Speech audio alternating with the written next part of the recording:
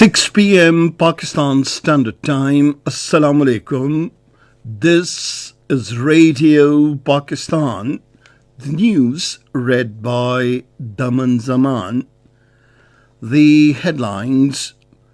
The National Security Committee has expressed its resolve not to compromise over Pakistan's national interests and key concept of national security.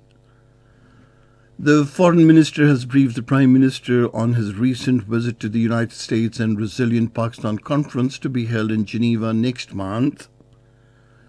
The All Parties Hurriyat Conference has appealed to the world human rights organizations to play their role in the release of Kashmiri prisoners languishing in Indian jails in miserable conditions to save their lives. The presidents of Russia and China have underlined the need for mutual strategic partnership to work as stabilizing factor in the growing geopolitical tensions. The United Nations has temporarily stopped some operations following the Afghan authorities' ban on women aid workers. Palestine has rejected the Israeli new government's annexationist, violent, racist and inciting to ethnic cleansing policy guidelines. The first cricket test between Pakistan and New Zealand ended in a draw in Karachi this evening. And now the news in detail. The National Security Committee has expressed an unequivocal opinion that Pakistan's national interests will not be compromised and nobody will be allowed to harm the key concept of national security. The National Security Committee, which met in Islamabad today with the Prime Minister Shahbaz Sharif in the chair, expressed the commitment that the fundamental interests of Pakistan's survival, security and development will be safeguarded with utmost courage, consistency and perseverance.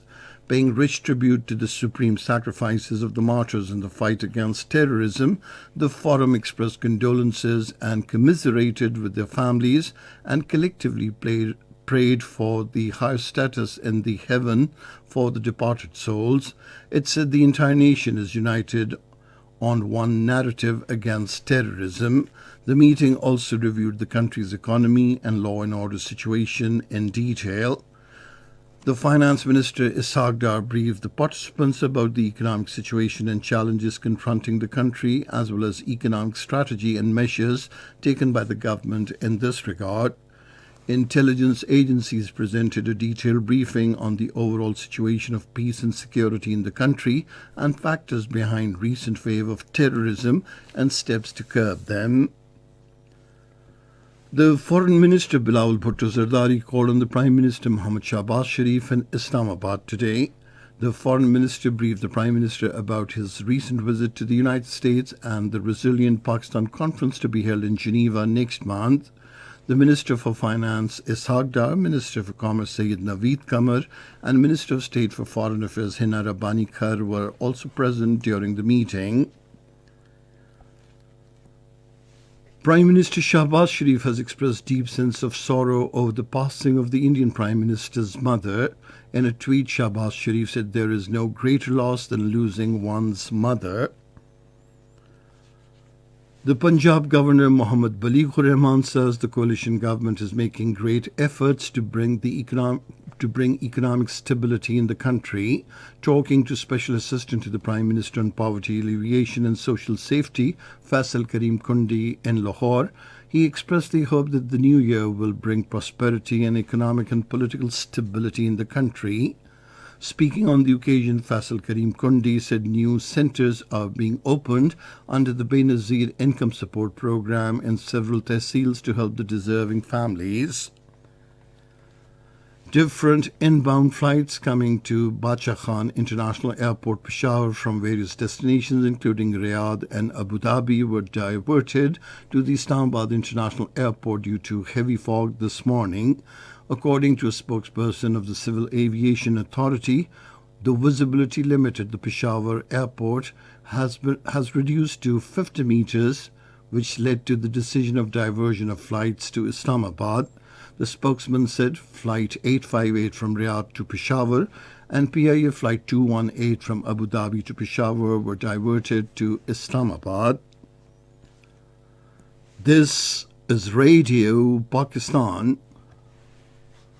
The All Parties Hurriyat Conference has expressed serious concern over the miserable plight of illegally detained Kashmiris, including Hurriyat leaders and activists, languishing in different jails of the Indian illegally occupied Jammu and Kashmir and India. According to the Kashmir Media Service, the APHC spokesman in a statement said India is victimizing the Kashmiri detainees for challenging its illegal occupation of their homeland. The spokesperson appealed to the world human rights organizations, including the United Nations Human Rights Council, the Amnesty International and Human Rights Watch, to play their role in the release of the Kashmiri prisoners to save their lives. Posters appeared in Srinagar and other areas of the occupied territory, appealing to the United Nations to take steps to settle the Kashmir dispute as per its resolutions passed on 5th January 1949. Meanwhile, the Indian troops continued their violent coordinated search operations in different areas of Jammu, Rajouri, Poonch and Shoppian districts.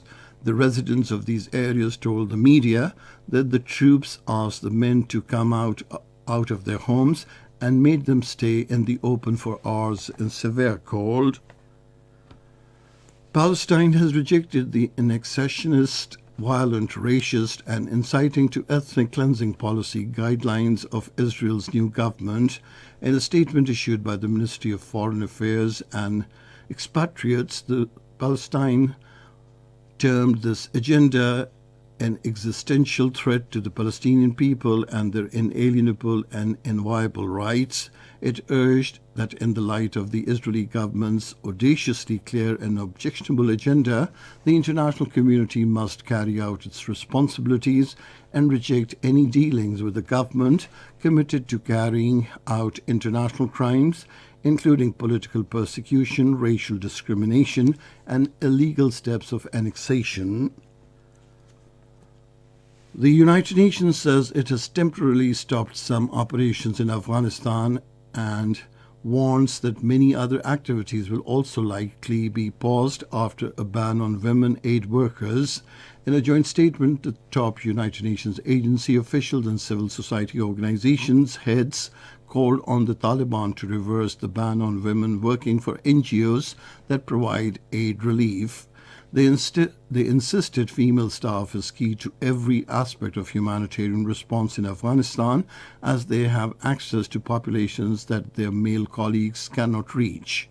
The United Nations and non-governmental organizations chiefs said women must be allowed to continue work as teachers, nutrition experts, team leaders, community health workers, vaccinators, nurses, doctors, and heads of organizations. Russia has expressed its desire to strengthen political and military ties with China. In a video link, Russian President Vladimir Putin told his Chinese counterpart Xi Jinping that in the context of growing geopolitical tensions, the importance is growing of Russian-Chinese strategic partnership to work as a stabilizing factor. He said, "We share the same views on causes, course and logic of the ongoing transformation of the global geopolitical landscape." Russian leader also invited the Chinese president on a state visit to Moscow. The Chinese president Xi Jinping said China is ready to increase strategic cooperation with Russia against what he called a difficult situation in the world at large. The Iranian armed forces have kicked off joint naval, air and ground exercises in the Gulf of Oman and near the strategic Strait of Hormuz. The Iranian Admiral Habibullah Sayari told the Iranian news agency IRNA that the drills, named Zulfagar 1401, involved submarines and drones practicing information gathering operations against attacking forces as well as reconnaissance operations. And now cricket. The first cricket test match between Pakistan and New Zealand ended in a draw in Karachi this evening. On the last day, Pakistan resumed the second innings at 77 runs for the loss of 2 wickets and declared at 311 for the loss of 8 wickets. setting a victory target of 138 runs for New Zealand. Chasing the target, New Zealand scored 61 runs for the loss of 1 wicket at the end of the day's play. The final scores: Pakistan 438 and 311 for 8 declared, New Zealand 612 for 9 declared, and 61 for 1. The second cricket and last match will be played on Monday at the same venue. And finally, the weather report. Mainly cold and dry weather is expected in most parts of the country, while very cold weather is likely in upper areas during the next 12 hours. Dense foggy conditions are likely to prevail over the plain areas of the Punjab, Khyber Pakhtunkhwa. And that is the end of this news bulletin.